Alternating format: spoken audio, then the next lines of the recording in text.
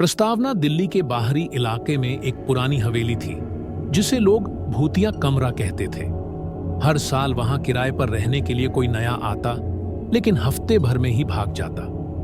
कुछ कहते थे कि वहां रात को अजीब आवाजें आती हैं, कुछ कहते थे कि वहां कोई छाया हमेशा उनके पीछे रहती है। राजीव 25 साल का लड़का इसे महज अफवाह मानता था। एक दिन उसने उस कमरे को किराए पर लेने का फैसला किया। हवेली के मालिक ने चेतावनी दी, रात के 12 बजे के बाद बाहर मत निकलना। जो इस कमरे के रहस्यों को जानने गया वह लौटकर नहीं आया।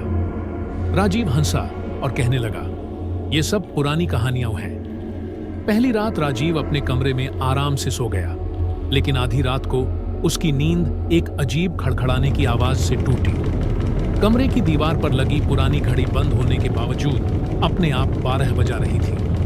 अगली रात राजीव ने सब लाइट बंद कर दी और बिस्तर पर लेटा।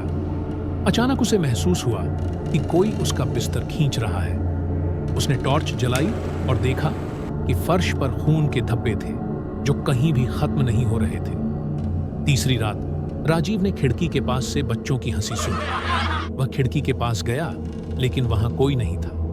बाहर केवल एक विशाल पुराने पेड़ की छाया थी, लेकिन उसकी टहनियों की आकृति इंसानों की तरह लग रही थी। राजीव ने जांच करने का फैसला किया। कमरे में एक पुरानी अलमारी थी जिसे सालों से कोई नहीं खोल पाया था। उसने हिम्मत की और अलमारी खोली। अंदर एक पुरानी डायरियां थी। डायरियों में हवेली में रहने वाली एक लड़की के दर्द और उसके हत्या की कहानी थी। अचानक उस अलमारी से धुआं निकलने लगा और वही लड़की का भूत प्रकट हुआ।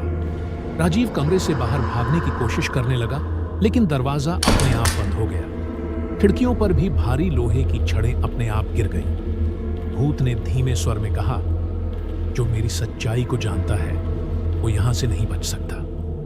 राजीव ने डरते हुए भूत से पूछा, मैं क्या करूं कि तुम मुझे जाने दो? भूत ने कहा, मेरे कातिल का सच दुनिया को बताओ, मुझे इंसाफ चाहिए।